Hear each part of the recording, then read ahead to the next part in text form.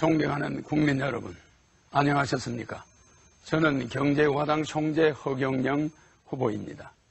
저는 1977년에 제15대 대통령 선거에 민주공화당 후보로 출마하여 TV 토론에 2시간 동안 참여하여 국민 여러분 앞에 인사를 한 이후에 2002년에도 민주공화당 대통령 후보로 선출되었으며 2007년 금년 대통령 선거에는 세 번째 대통령 선거에 도전하게 되었습니다.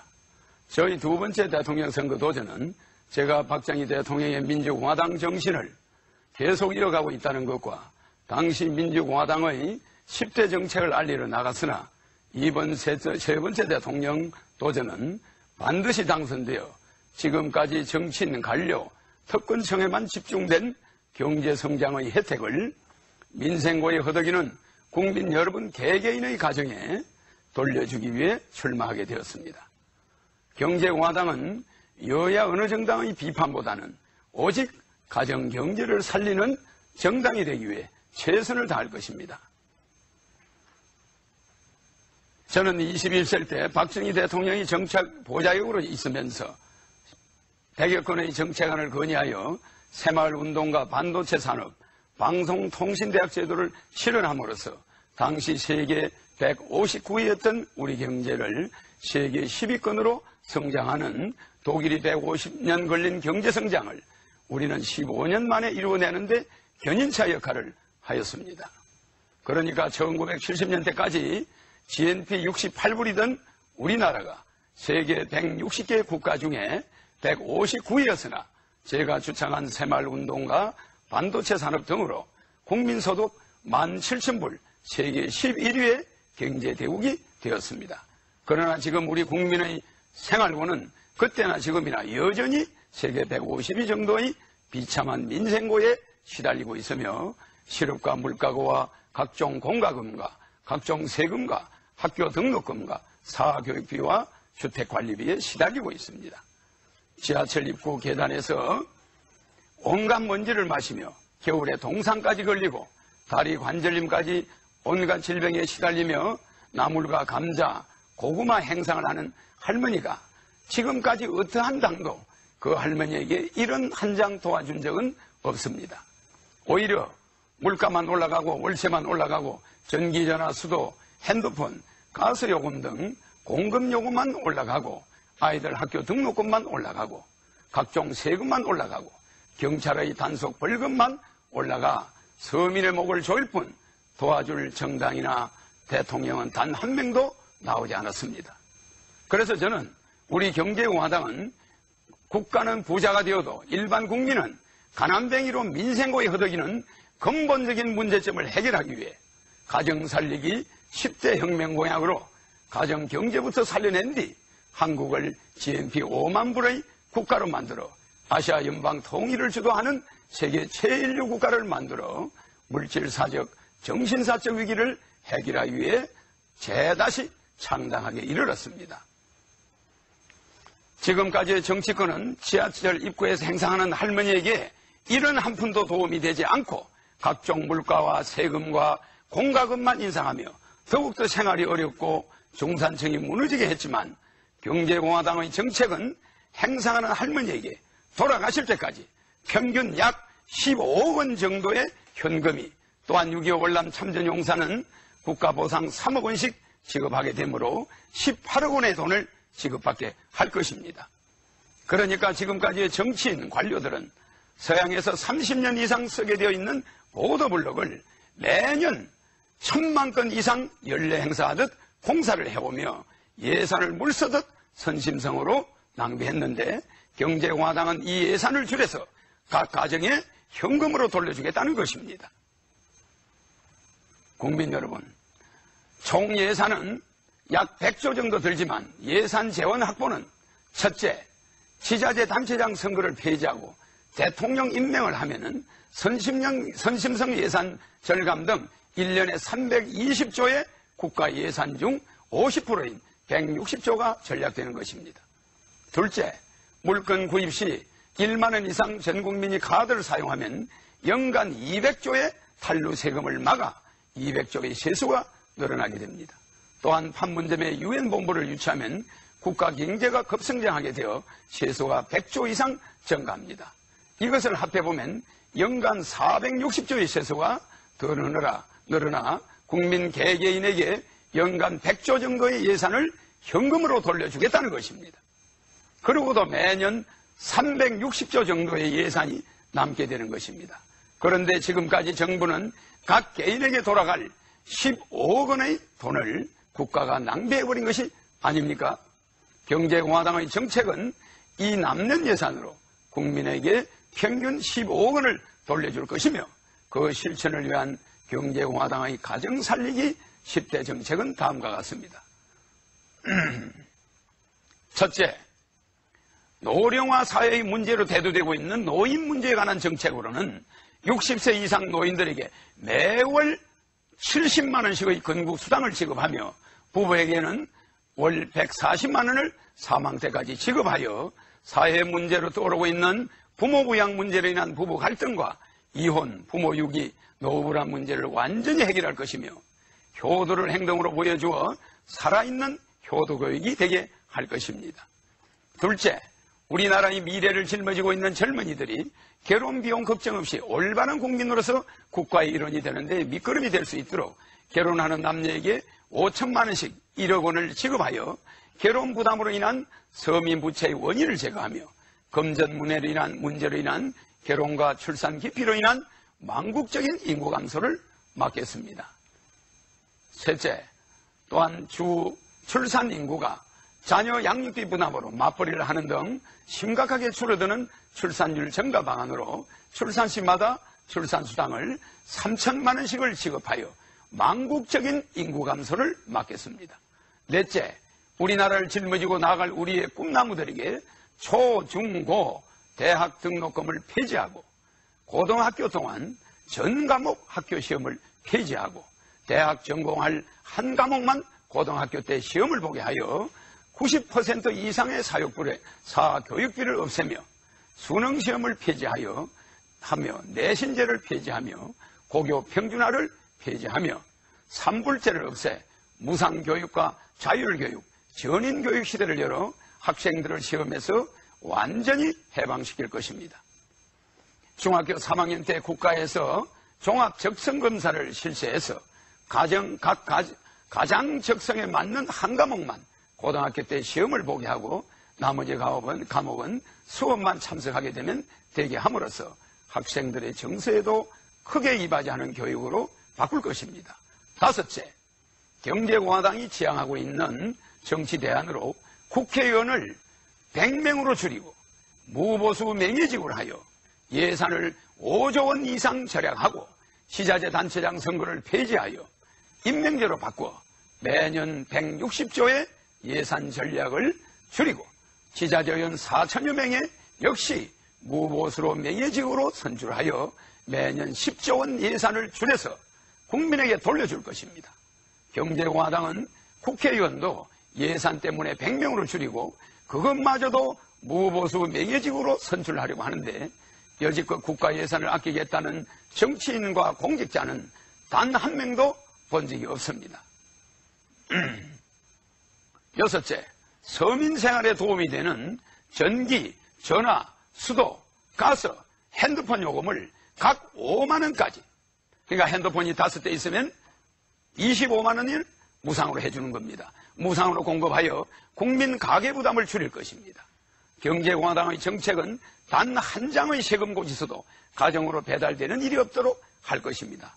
또한 36가지의 세금 조도를 모두 폐지하고 직접세를 모두 간접세로 바꾸어 국민이 세금을 내는 줄도 모르고 내는 물건 구입 시 물건에 세금이 포함되도록 하여 결국 소비를 많이 하는 부유층이 세금을 더 많이 내지만 또한 부유층은 토지세, 재산세, 종토세, 상속세 등을 폐지하여 상류층도 혜택을 많이 범으로써 서민, 중산, 상류층 다 조세제도의 공정성과 공평성이 실현될 것입니다. 또한 삼성의 최근 삼성그룹을 참여연대와 경실련이나 이런 단체에서 재벌들을 계속 괴롭히지만은 우리나라는 재벌 경제로 우리나라의 경제가 성장되었습니다. 태국과 필리핀과 인도네시아는 중소기업 위주의 경제를 실현했으나 우리나라 대학생들에게 그 나라의 대기업 이름을 하나 대려면 아무도 모릅니다. 우리나라는 대기업 위주의 경제 성장을 하고 있습니다. 대기업 이건희 회장이 지분이 전체 삼성의 2%도 안 되는데 외국의 론스탁이나 세계적인 재벌 기업들이 대기업 지분, 삼성 지분을 거의 이건희 회장과 비슷하게 가지고 있습니다. 만약에 정상적인 상속의 절차를 거치고 상속세를 낸다면은 이건희 회장은 삼성그룹은 미국 회사로 넘어갈 것입니다. 이 상속세 때문에 우리나라 전체 기업, 대기업의 70%가 외국으로 넘어갔습니다. 우리는 무조건 대기업을 흔든다고 해서 우리 경제가 발전되는 것이 아닙니다. 7째, 국민 실업을 해결하기 위한 허경영 뉴딜 정책, 즉 산삼 뉴딜과 새마을 뉴딜을 실시하여 1000만 실업자의 일자리를 만들어내겠습니다.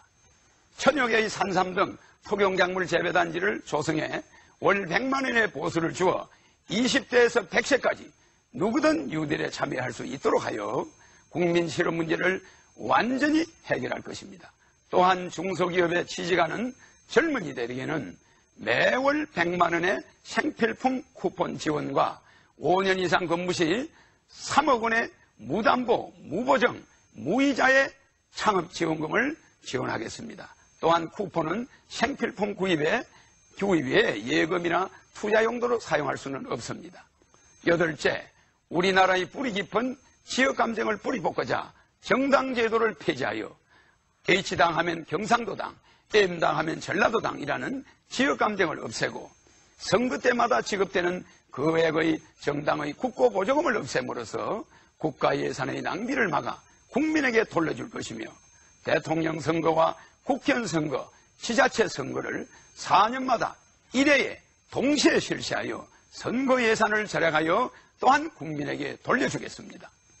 자본주의와 공산주의는 결국 정당주의가 되어 공산당의 계급주의와 자본주의의 관료주의가 부패하여 결국은 제가 주장하는 무정당, 무국경, 무차별이라는 중산주의 시대가 한반도에서부터 실시되어 세계적으로 확산될 것입니다.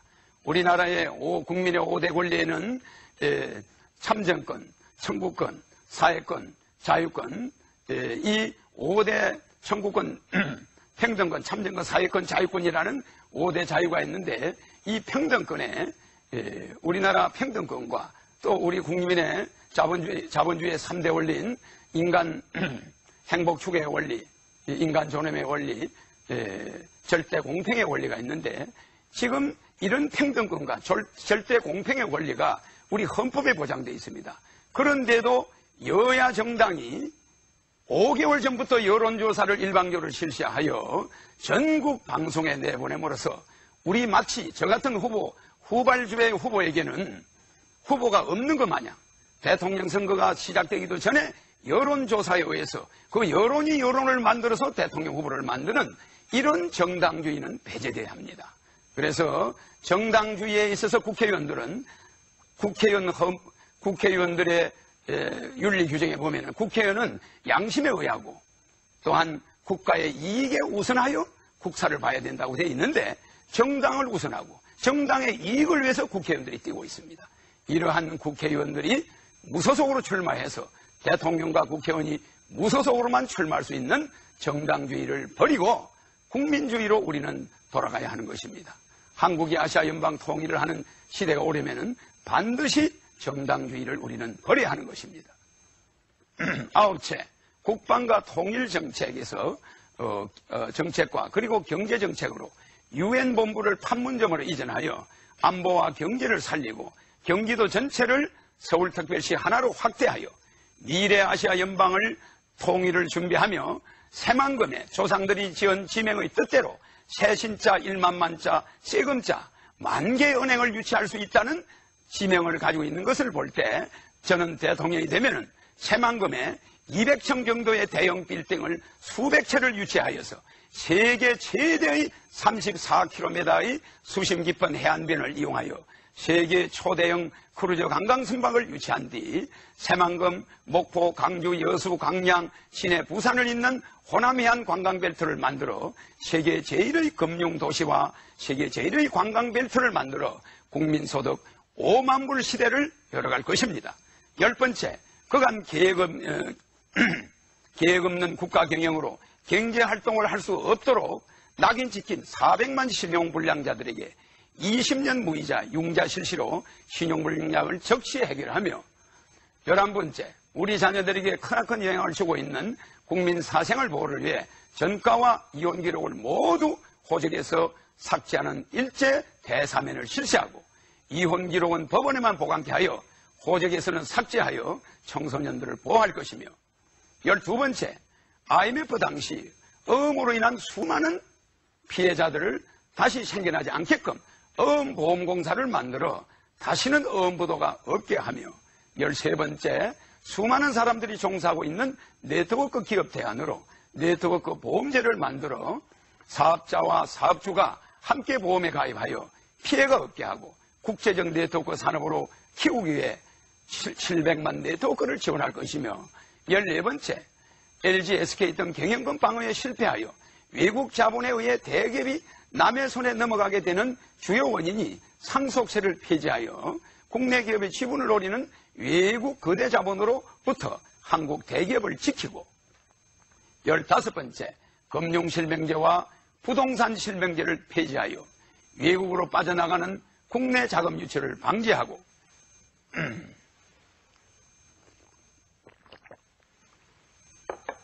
16번째, CD와 채권과 수표와 현금의 디자인만 바꾸는 화폐 변경을 실시하여 지하자금 900조를 회수하여 국가 외채 상한과 각 국민 한 사람당 4,500만 원 이상 있는 외채를 전부 상환할 것이며 농어민 악성 부채 문제와 서민 지원과 북한에서 또한 중국에서 우리나라로 온 재외 동포들을 돕는 데 사용할 것입니다. 17번째, 농지 농가거래 자유화를 실시하여 도시민들의 주말 별장 전원 시대와 제2의 새마을운동인 농촌 활성화를 실시할 것입니다. 이렇게 함으로써 시골에 있는 20km 미만에 있는 농토는 농민이 아니면 살 수 없게 해놨기 때문에 농가는 전부 폐가가 되어가고 있고 농토는 폐허가 되어가고 있습니다. 그래서 저는 대통령이 되면은 시골에 있는 모든 농가와 농지를 도시민이 마음대로 살 수 있게 하고 그 농가와 농지를 살 때는 100% 국가에서 융자를 해주어 도시인들이 주말 농장 시대를 열게 하고 토요일이면 가족을 데리고 농촌에 가서 농사를 짓고 월요일이 되면 출근할 수 있는 이런 전 국민이 도시인들이 별장을 가지고 있고 농촌이 활성화되는 제2의 새마을운동을 실시할 것입니다. 끝으로 농약 생산을 폐지하고 의료보험은 100% 적용하며 초중고 급식을 친환경으로 바꾸며 6.25 월남 참전 용사에게 3억 원을 지급하고 장애인 보행금과 수당을 현실화하며 부자와 가난한 자가 화합하고 관과 민이 하나가 되는 전 국민의 90%가 중산층이 되는 시대를 공화당은 반드시 실현하겠습니다. 감사합니다.